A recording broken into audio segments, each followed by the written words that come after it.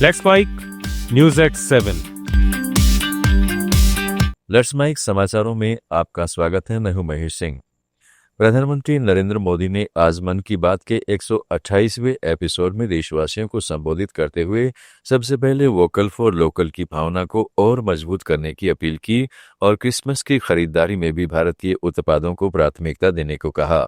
उन्होंने खेलों में भारत की छड़ी लगी सफलताओं का जिक्र किया, जिसमें ब्लाइंड महिला क्रिकेट टीम का अजय रहते विश्व कप जीतना, बधिर ओलंपिक में 20 पदक, महिला कबड्डी विश्व कप और विश्व बॉक्सिंग में शानदार प्रदर्शन शामिल है।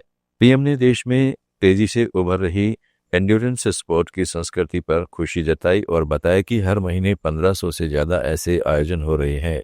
इसके साथ ही उन्होंने रिकॉर्ड शहद उत्पादन, जम्मू कश्मीर के सुलाई शहद को जीआई टैग, उत्तराखंड में विंटर टूरिज्म और आदि कैलाश की बढ़ती लोकप्रियता, नौसेना की आत्मनिर्भरता की दिशा में नए कदम, काशी तमिल संगम के आगामी आयोजन, राम मंदिर पर धर्म ध्वजा फहराने और दूसरे विश्व युद्ध के दौरान जामनगर के राजा जाम साहब द्वारा यहूदी बच्चों को दी गई शरण जैसी कई प्रेरक बातों का जिक्र किया।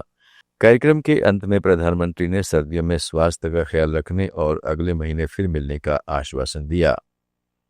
पश्चिमी बंगाल में मुख्यमंत्री ममता बनर्जी ने अप्रैल में संसद से पारित वक्फ संशोधन विधेयक को राज्य में लागू नहीं करने की खुली घोषणा की थी, लेकिन अब उनकी सरकार ने सभी जिलों को 5 दिसंबर तक वक्फ संपत्तियों का पूरा ब्यौरा केंद्र के पोर्टल पर अपलोड करने का सख्त आदेश जारी कर दिया है। तृणमूल कांग्रेस के नेता इसे पारदर्शिता का कदम बता रहे हैं, जबकि जानकारों का कहना है कि सुप्रीम कोर्ट ने इस कानून पर रोक लगाने से इनकार कर दिया था, इसलिए संवैधानिक मजबूरी में सरकार को झुकना पड़ा।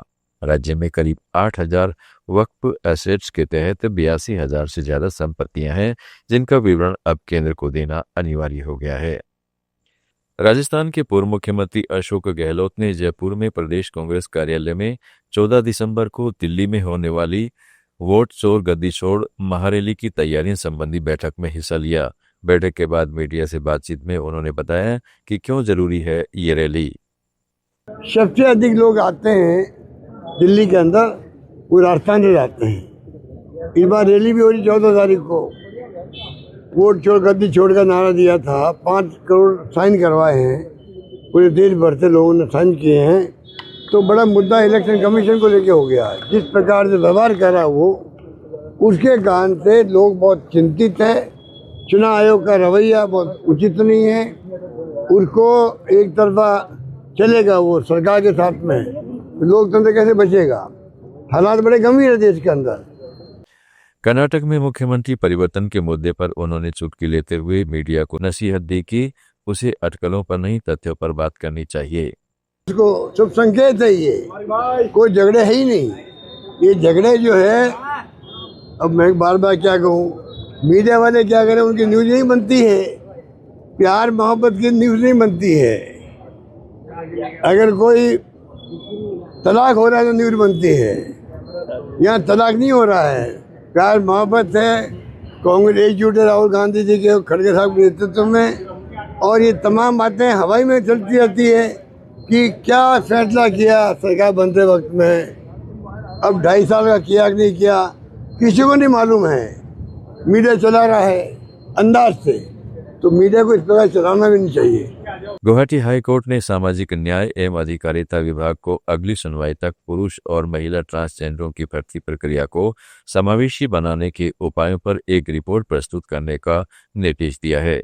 कोर्ट ने यह आदेश ऑल असम ट्रांसजेंडर एसोसिएशन द्वारा दायर जनहित याचिका पर दिया है। याचिका असम पुलिस द्वारा ट्रांसजेंडर की सब इंस्पेक्टर और कांस्टेबल पदों पर भर्ती के लिए जारी विज्ञापन से संबंधित है। समाचारों में फिलहाल इतना ही। जुड़े रहिएगा लेट्स माइक के साथ। आप सुन रहे थे Let's Mic more than radio. Follow कीजिए हमें हमारे सोशल मीडिया प्लेटफॉर्म्स पर।